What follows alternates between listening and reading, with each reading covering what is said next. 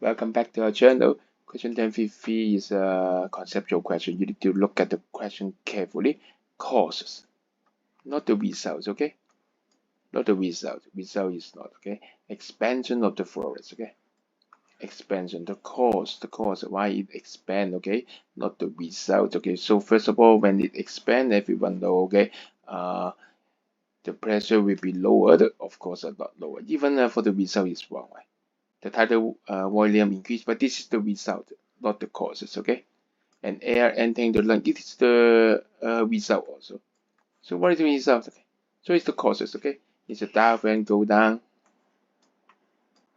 and then the forest go up, right? How to go up? The external intercostal muscle has to be contract, okay? And the internal one has to relax, okay? But actually, only D is the causes, okay? The possible causes. All A, B, C are the result. Must be wrong.